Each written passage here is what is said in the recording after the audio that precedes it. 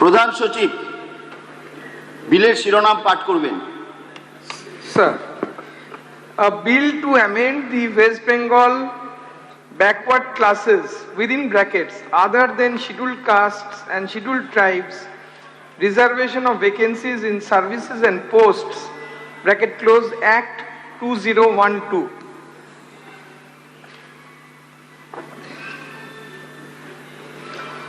অনগ্রসর শ্রেণী কল্যাণ মন্ত্রী দপ্তরের মাননীয় মন্ত্রী এখন বিলটি বিবেচনার জন্য প্রস্তাব উত্থাপন করবেন। ধন্যবাদ অধ্যক্ষ মহোদয়। আমার নিবেদন the West Bengal backward classes bill 2026 bill number 11 বিবেচনার জন্য গ্রহণ করা হোক।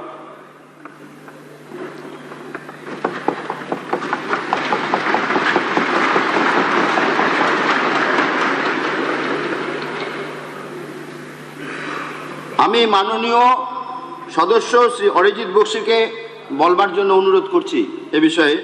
সময় 13 মিনিট।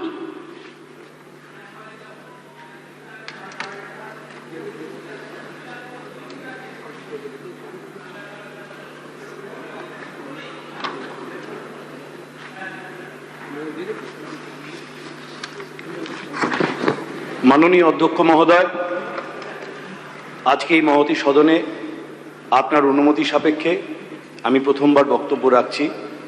সম্মানীয় সদনকে আমি আমার শুভেচ্ছা এবং কৃতজ্ঞতা জ্ঞাপন করি। সম্মানীয় মুখ্যমন্ত্রীকে আমাকে এই সুযোগ দেওয়ার জন্য ধন্যবাদ জ্ঞাপন করি। মাননীয় অধ্যক্ষ মহোদয়, যে বিল নিয়ে আজকে আমরা আলোচনা করছি, it is to amend the West Bengal backward classes other than scheduled castes and scheduled tribes, reservation of vacancies in services and posts, Act 2012. এই আলোচনায় সময় মাত্র 13 মিনিট, কিন্তু এটা 14 বছরে একটা যুদ্ধের ইতিহাস।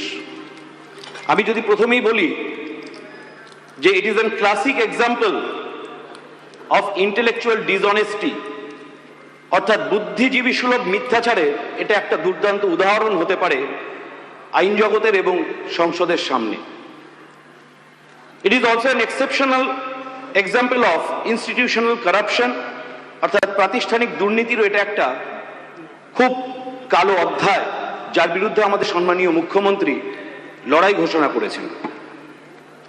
আমি প্রথমেই খুব ছোট করে এর ব্যাকগ্রাউন্ড সম্পর্কে বলতে চাই। মাননীয় অধ্যক্ষ মহোদয়,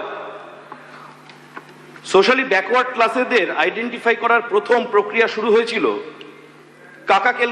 কাকা কেলকার কমিশনের মাধ্যমে, যারা রিপোর্ট সাবমিট করেছিল 31শে ডিসেম্বর 1980-তে, যে রিপোর্টটা রিজেক্টেড হয়েছিল।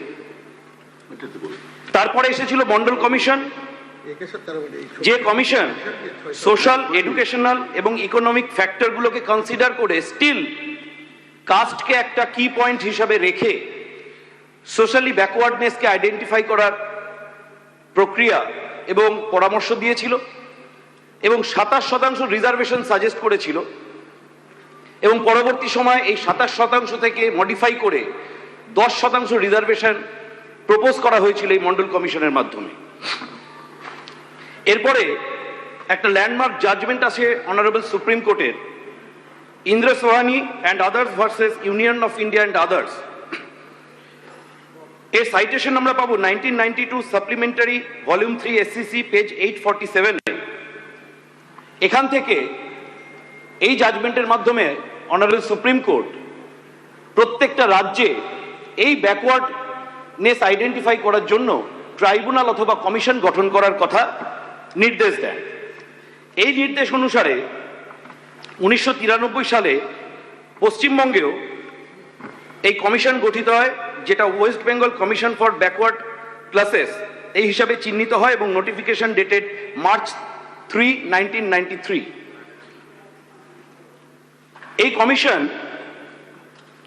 মাননীয় অধ্যক্ষ মহোদয় শুনলে হয়তো আশ্চর্য হবেন, 1993-তে গঠিত হবার পরে 1994 থেকে 2009 সাল পর্যন্ত এই কমিশন সর্বমোট 66টি কমিউনিটিকে ওবিসি বলে আইডেন্টিফাই করতে সক্ষম হয়, অর্থাৎ 15 বছরে ছেষট্টিটি কমিউনিটিকে আইডেন্টিফাই করা যায় পশ্চিমবঙ্গে ওবিসি তালিকাভুক্ত করার যোগ্য হিসাবে, যার মধ্যে 54টি কমিউনিটি হিন্দু এবং 12টি কমিউনিটি মুসলিম হিসাবে আইডেন্টিফাইড হয়।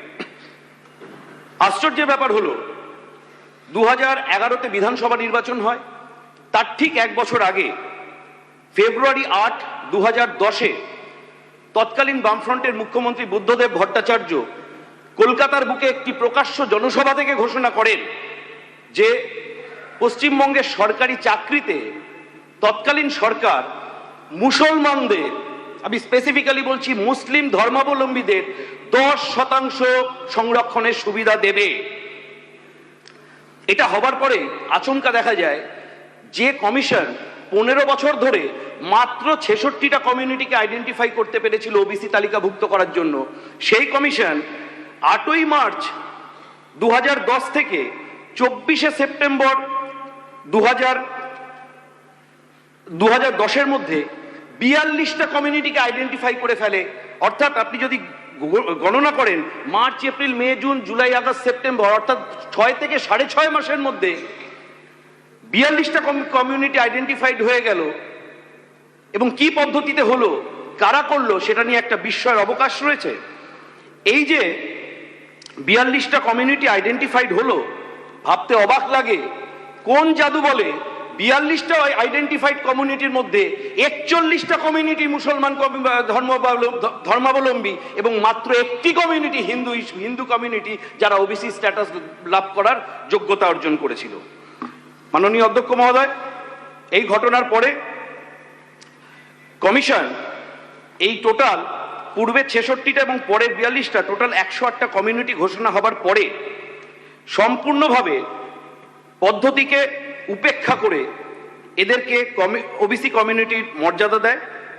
এবং মাননীয় অধ্যক্ষ মহোদয়, আপনার অবগতির জন্য জানাই যে টোটালি 108টি কমিউনিটির মধ্যে যে 56টি কমিউনিটি এবং এই 108টি কমিউনিটিকে ওবিসি এ এবং ওবিসি বি এই দুটি ভাগে ভাগ করা হয়।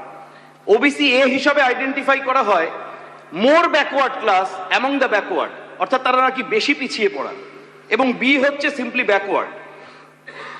এই ওবিসি এ তালিকাভুক্ত করা হয় 56টি কমিউনিটিকে, যে 56টি কমিউনিটির মধ্যে দেখা যায় 49টি কমিউনিটি মুসলিম ধর্মাবলম্বী এবং 7টি মাত্র হিন্দু ধর্মাবলম্বী, এবং ওবিসি বি বাকি 52টি ক্যাটেগরিকে রাখা হয়। এই যে 49টি কমিউনিটি ওবিসি এ তালিকাভুক্ত হলো মুসলমান ধর্মাবলম্বীদের মধ্যে থেকে, তাদের মধ্যে 2010 সালের আগে মাত্র আইডেন্টিফাইড হয়েছিল 12টি মুসলিম কমিউনিটি, এবং 2010 সালের এই মাত্র 6.5 মাসের মধ্যে 37টা মুসলিম কমিউনিটিকে ওবিসি এ মর্যাদাভুক্ত করা হয়। অর্থাৎ এই পরিসংখ্যান থেকে এটা খুব পরিষ্কার বোঝা যাচ্ছে যে এই ওবিসি এ ওবিসি বি ক্যাটেগরাইজেশন ক্লাসিফিকেশনের মূল উদ্দেশ্য ছিল সাম্প্রদায়িক তোষণ, সংখ্যালঘু তোষণ এবং সর্বাঙ্গীনভাবে এই সংরক্ষণের সুবিধা মুসলিম ধর্মাবলম্বী ব্যক্তিদের রাজনৈতিক পরিপ্রেক্ষিত থেকে পাইয়ে দেওয়ার জন্য। অধ্যক্ষ মহোদয়, এর সাথে আমি আরো একটি বিষয় উত্থাপন করতে চাই। একটি আরটিআই হয়, যে আরটিআইয়ের উত্তরে 24শে সেপ্টেম্বর 2010-এ রাজ্যের কমিশন জানায় যে তাদের সাথে কোনো রকম কোনো কনসালটেশন না করে এই ওবিসি এবি ক্লাসিফিকেশন করেছিল সরকার। অধ্যক্ষ মহোদয়, আপনাকে জানাই এই ওবিসি এবং বি ক্লাসিফিকেশনের সংখ্যাটা শুনলে সদন হয়তো অবাক হবে। 1,72,00,000 মানুষকে এই ওবিসি এ তালিকাভুক্ত করা হয়েছিল যারা মুসলিম সম্প্রদায়ভুক্ত। এই সামান্য সময়ের মধ্যে কোন ইনফ্রাস্ট্রাকচার নিয়ে, কত সংখ্যক কর্মী নিয়ে এই ক্লাসিফিকেশনের কাজ হয়েছিল তার সদুত্তর তৎকালীন সরকার বা তার পরবর্তী সরকারও দিতে পারেনি। মাননীয় অধ্যক্ষ মহোদয়, আপনার অবগতির জন্য জানাই, যখন আমাদের পূর্ববর্তী সরকার আদালতে হলফনামা দেয় এই সংক্রান্ত মামলায়, তাতে দেখা যায় যে তারা বলছে যে এই সংক্রান্ত যে আইডেন্টিফিকেশনের প্রসেস, ওবিসি কমিউনিটি আইডেন্টিফিকেশনের প্রসেস, এই প্রসেস কমিশনকে বাইপাস করে কাদের উপর ন্যস্ত করা হয়েছিল? দুটো সংগঠনের নাম উঠে আসে। সদন হয়তো আশ্চর্য হবে শুনলে, দায়িত্ব নষ্ট করা হয়েছিল ওয়েব কুটা এবং এবিটি এর উপর, যাদের এই ধরনের কাজ করার কোনো রকম সেট আপ, ইনফ্রাস্ট্রাকচার বা অভিজ্ঞতা কোনোটাই ছিল না। অর্থাৎ সর্বতোভাবে এটা পরিষ্কার বোঝা যাচ্ছে যে এই সম্পূর্ণ কার্যক্রমের মূল উদ্দেশ্য ছিল রাজনৈতিক শোষণ করে মুসলিম ভোট ব্যাংককে কনসলিডেট করে কোনো বিশেষভাবে কোনো একটি বিশেষ দলের সপক্ষে নিয়ে আসা। মাননীয় অধ্যক্ষ মহোদয়, 2010-এর নির্বাচনের পরে 2011-য় যখন সরকার পরিবর্তন হলো,